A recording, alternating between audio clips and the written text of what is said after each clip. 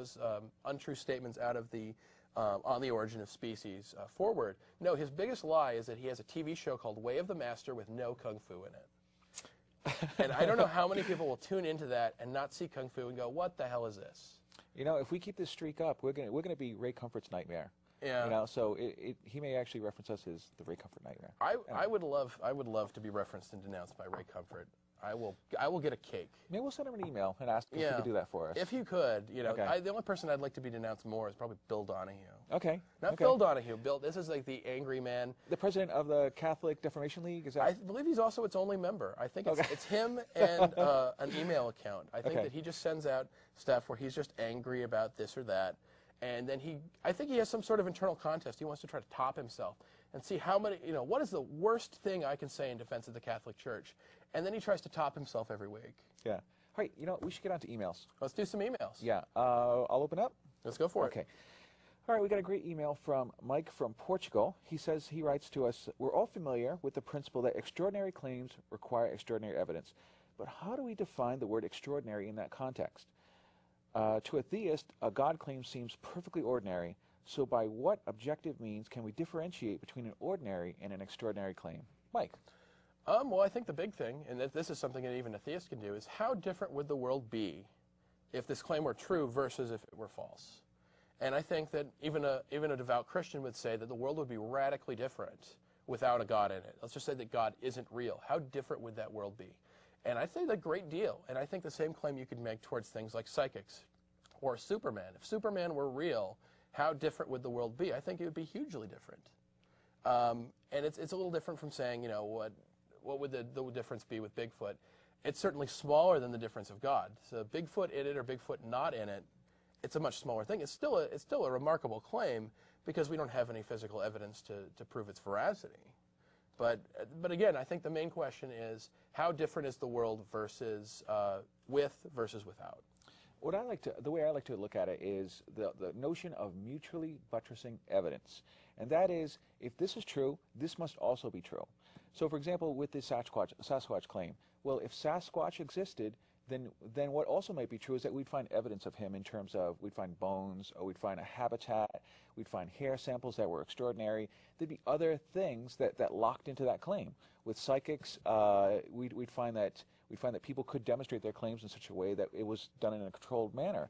We'd find that people in different countries could do it, or that we'd find that just it would add up.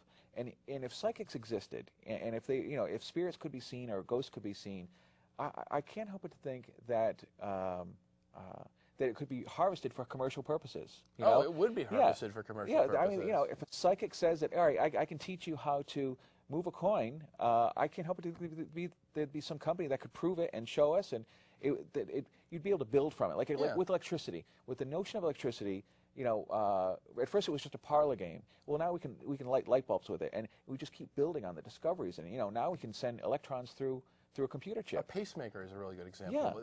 Electricity. You get the building and building and building. And with psychic powers, we're still stuck at the notion of I can talk to your grandfather, and it's the same stuff that was used by parlor mediums in the 1800s. Sure. So we got somebody we have an email from Jamie in Nashville. Okay. Let's see what we got. Here comes our special effect. Whoop. Okay, what do we got? It says, Jamie from Nashville says, "Hi guys, I noticed that most, if not all of my vegetarian friends are atheists or at least skeptics. Do you think there's a correlation or why that might be the cause? I don't understand it." Jamie, I really don't know. I don't know. I don't know. I'm not a vegetarian. I don't know what the correlation would be. I don't know more vegetarians among atheists that I know than non-atheists. Well, there is one correlation we at least know about, and that is that people who are more educated tend to be free thinkers. Mm-hmm. So I wonder if there's if there's a correlation between vegetarians also being highly educated. I mean, I don't know.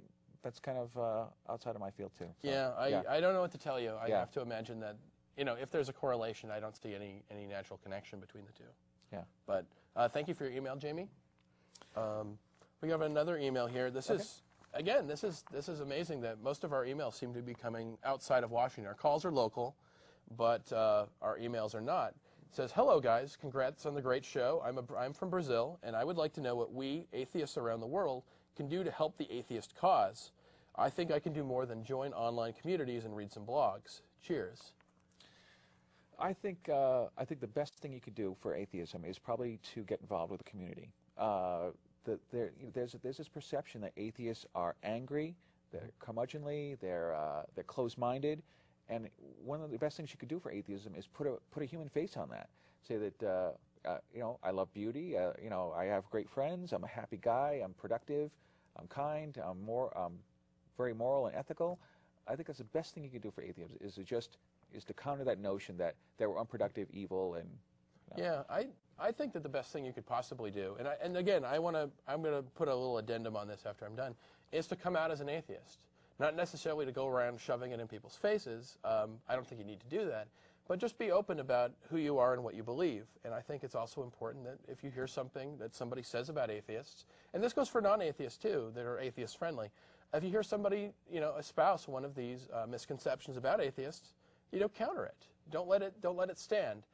I don't go looking for fights with theists and believers, but I know that they're going to learn over time that if they say things like that in front of me, there is going to be an argument. And hopefully they'll learn that there is a win-win from just not bringing it up around me.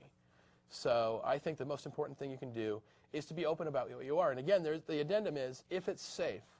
Of course, if you're in Saudi Arabia and you're threatened with, say, like a death sentence for apostasy or whatever, for being an atheist, I would say, keep that close to the vest. Yeah. Be very careful about that. The same thing if you're a minor and you're in a family like you have a fundamentalist preacher or whatever, a really religious family, really think about what the consequences of coming out. I know that it's really important to want to feel like you're being honest with your parents. But also remember that there are possible consequences. Your life could be a living hell. So if you really feel like there could be negative consequences, perhaps wait until you're independent from your parents before coming out as an atheist. Make sure that it's the same thing as, like, say, somebody wants to come out as being gay. There are some families that you could be born into where that's a really bad idea until you get away from the house.